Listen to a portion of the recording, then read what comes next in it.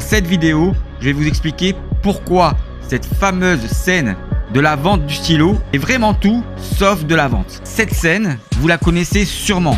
Et pour pouvoir réussir à vendre ce stylo, que fait le vendeur? Il demande à son acheteur, il lui demande d'écrire son nom sur une putain de serviette. C'est à ce moment-là que pour pouvoir écrire son nom sur une serviette, il lui faut un stylo. Et pourquoi cette scène est tout sauf de la vente? Je vais vous le dire maintenant. Bon, la première chose est d'avoir répondu, c'est l'offre et la demande.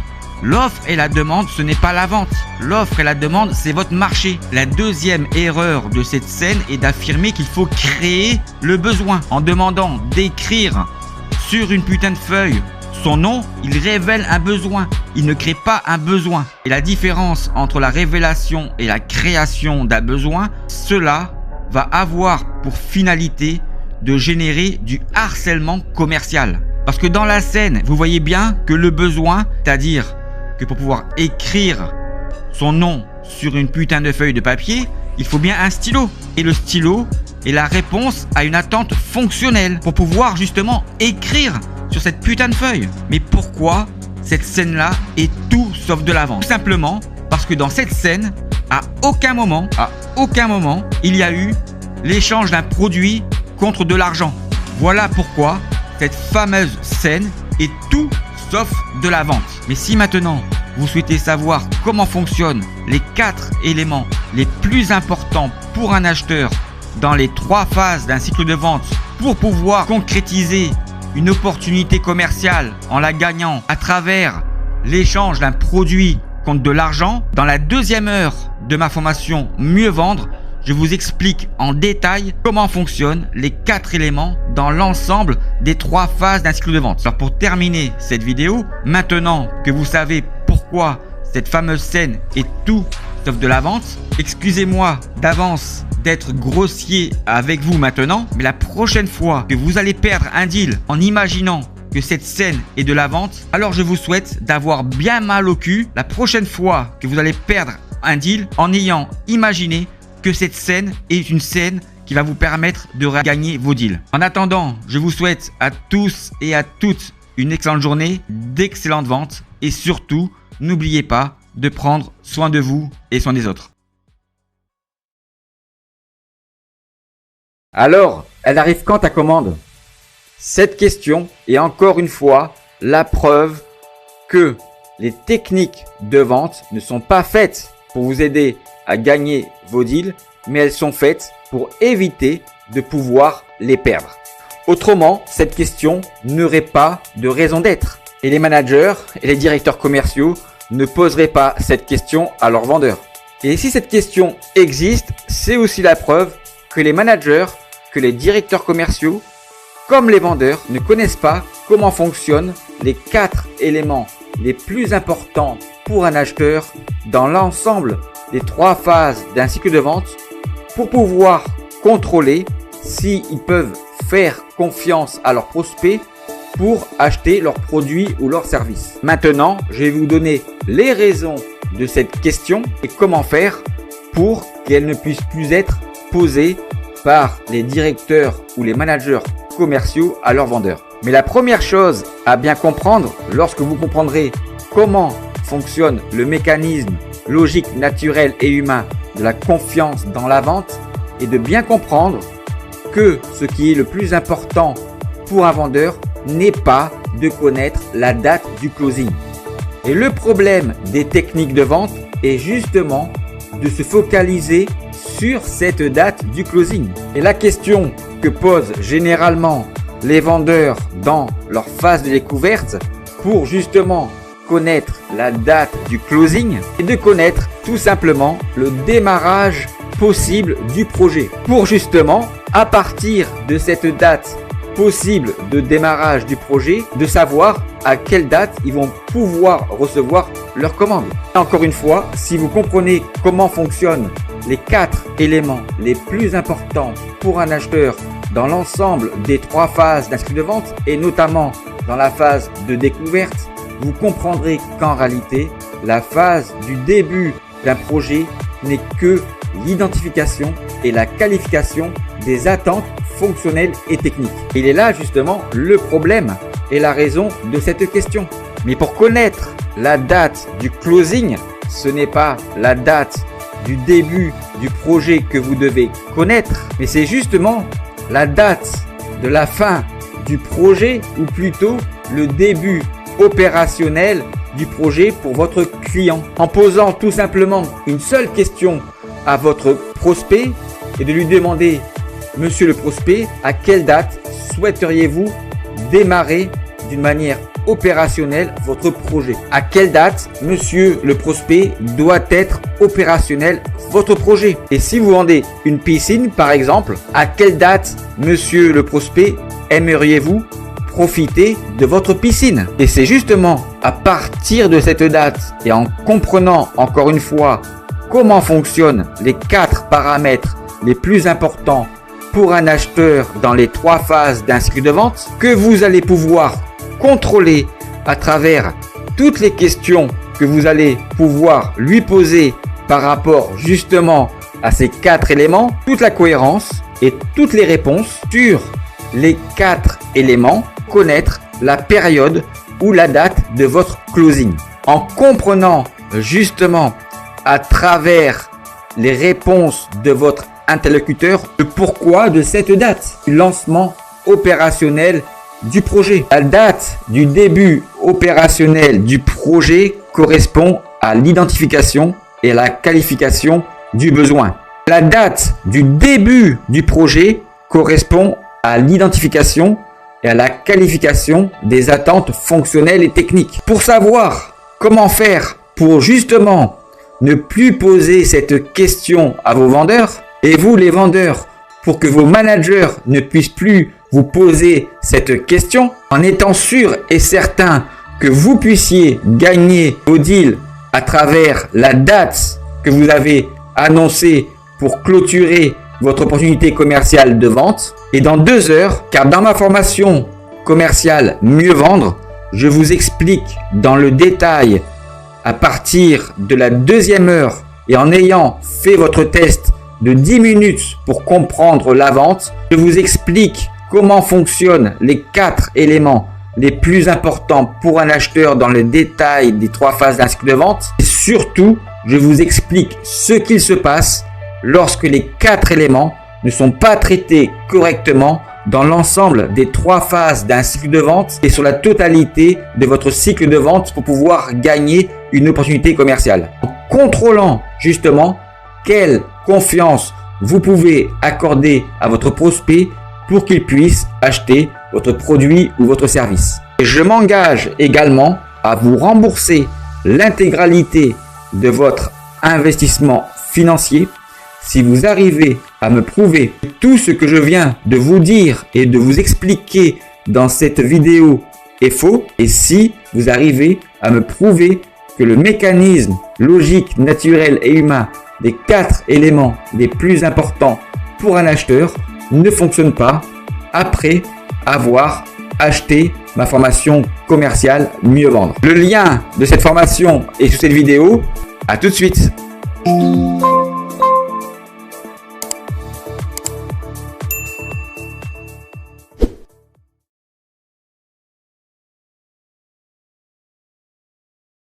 Quelle différence entre la vente réponse à objection et la vente de solutions? Bonjour à tous, j'espère que vous allez bien et je vous souhaite la bienvenue sur la première chaîne de vente sur YouTube où on ne parle pas de technique de vente, mais on parle uniquement du fonctionnement logique, naturel et humain de la confiance à travers le bon fonctionnement des 4 paramètres les plus importants pour un acheteur. Alors, avant de répondre à cette question, c'est-à-dire de savoir quelle différence fondamentale et pourquoi il existe des différences entre la vente réponse à objection et la vente de solutions, il faut d'abord évoquer un certain nombre d'éléments que j'ai pu constater et que vous-même, vous avez peut-être dû constater. La première information à bien comprendre, et à travers plus de 2000 tests réalisés en ligne sur le fonctionnement et l'obtention de la confiance à travers les 4 paramètres les plus importants pour un acheteur, c'est-à-dire comment les 4 paramètres vont évoluer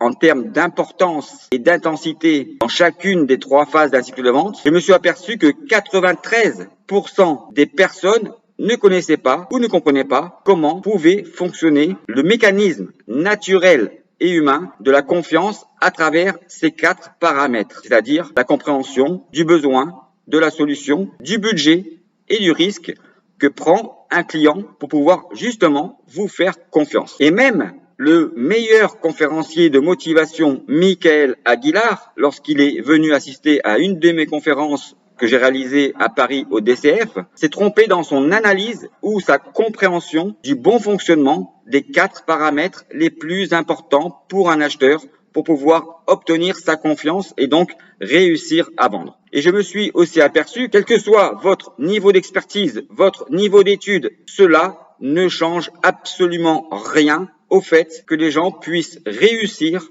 ou se tromper dans ce test, puisque c'est tout simplement un fonctionnement logique, naturel et humain. Alors maintenant, ce qui est important, c'est de comprendre pourquoi il existe des différences entre la vente réponse à objection et la vente de solution. La réponse, elle est tout à fait simple et logique à comprendre. La vente réponse à objection se base uniquement sur la compréhension des différentes étapes et différentes phases d'un cycle de vente dans son traitement linéaire, quel que soit la durée d'un cycle de vente ou quel que soit le type de vente que vous réalisez, aussi bien B2B que B2C, puisqu'en réalité, le fonctionnement de la confiance est unique et il fonctionne toujours de la même manière dans un processus commercial. Lorsqu'on ne comprend que le fonctionnement linéaire des différentes phases et étapes d'un cycle de vente, on est plutôt dans une vente réponse à objection. Et pour preuve, plus on traite et plus on répond positivement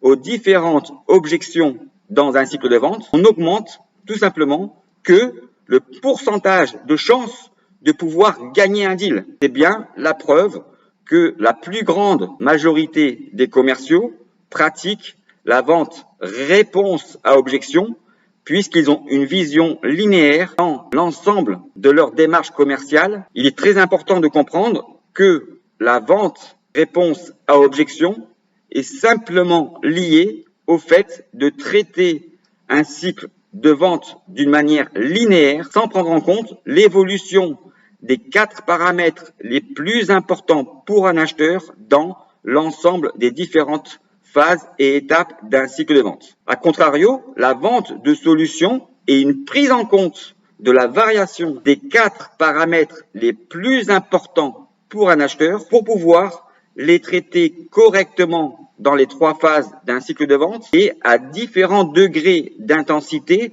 pour l'acheteur, pouvoir l'amener à trouver la solution qui correspond au produit et au service que vous vendez. Alors voilà la seule raison et la seule explication qui permet de comprendre la différence qu'il existe entre la pratique commerciale de la vente réponse à objection et la vente de solution. La vente réponse à objection n'est simplement que la compréhension dans la vente des différentes phases et étapes d'un cycle de vente associé à un pourcentage de chance que vous vous accordez si vous traitez correctement bien les objections de votre prospect pour le transformer en client afin de pouvoir essayer de ne pas perdre une opportunité commerciale. Par contre, si vous vous intéressez au fonctionnement des 4 paramètres les plus importants pour un acheteur dans les 3 phases d'un cycle de vente, vous comprendrez qu'en réalité, le pourcentage de chance ne peut pas être associé aux différentes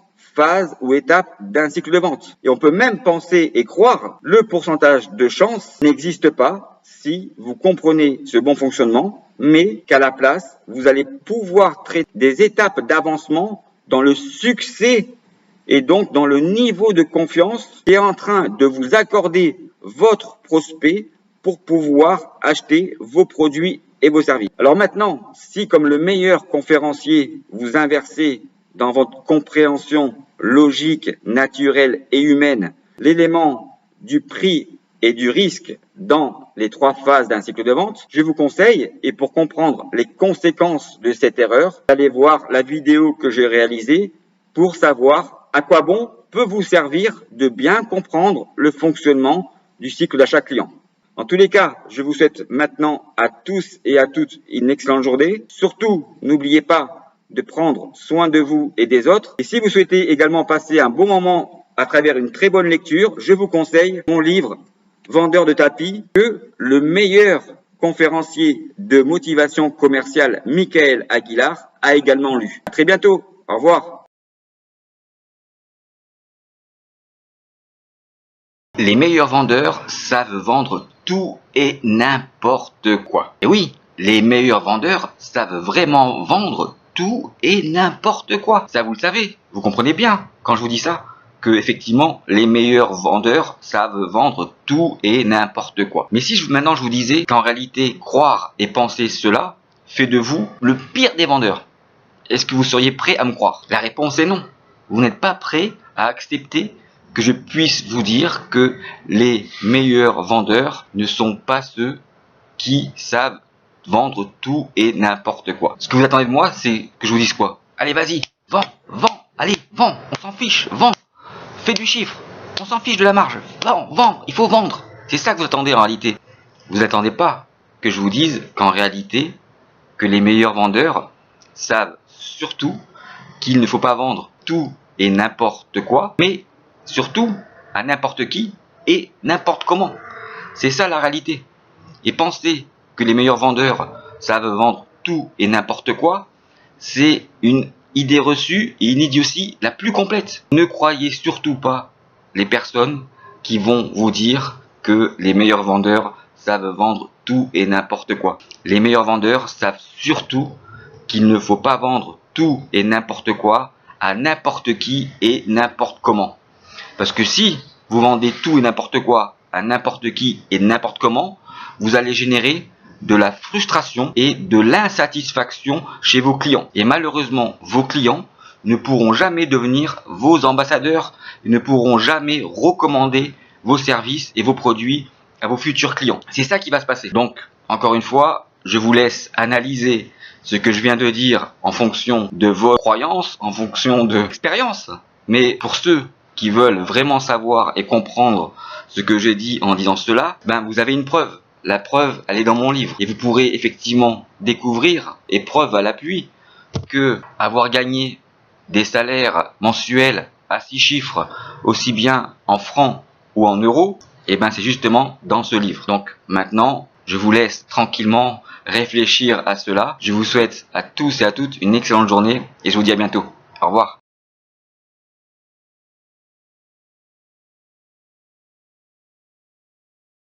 Alors maintenant, j'espère que vous n'avez plus aucun doute sur le bon fonctionnement du mécanisme de la confiance pour pouvoir gagner vos deals. Et donc je vous conseille, pour bien comprendre et appréhender le bon fonctionnement du mécanisme de la confiance, de faire le test suivant. Vous allez prendre un deal que vous avez perdu et un deal que vous allez gagner. Et vous allez maintenant comparer à travers ces deux deals que vous avez réalisés, si l'ensemble des courbes ont bien fonctionné pour le deal que vous avez gagné et ceux qu'il a dû se passer à travers une des courbes ou peut-être 2-3 courbes, ce qui s'est passé lorsque vous avez perdu un deal. Et c'est à ce moment-là que vous allez comprendre encore davantage pourquoi et comment les 4 éléments de la confiance fonctionnent toujours pour pouvoir gagner un deal. Le deuxième conseil que je vous donne est d'imprimer le schéma complet et de pouvoir l'avoir à portée de vue lorsque vous allez l'appliquer dans votre cycle de vente, lors d'un entretien téléphonique ou peut-être même lors de vos rendez-vous physiques. Voilà la meilleure méthode que vous pouvez avoir pour bien intégrer et pour armer surtout votre cerveau à bien comprendre le bon fonctionnement des 4 éléments les plus importants pour un acheteur dans les 3 phases d'un cycle de vente. En tous les cas, maintenant, je vous souhaite à tous et à toutes de très bonnes ventes et surtout, n'oubliez pas de prendre soin de vous et soin des autres et de me contacter si vous avez le moindre doute ou la moindre question sur le sujet. À très bientôt.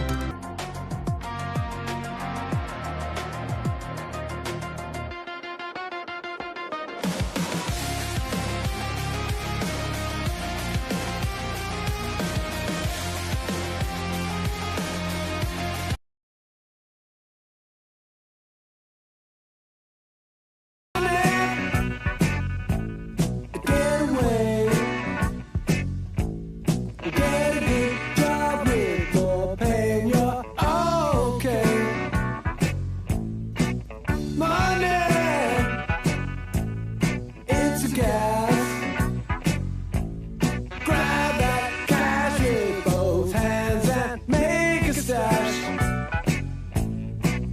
A new car, caviar, four-star daydream. Think about me, a football team.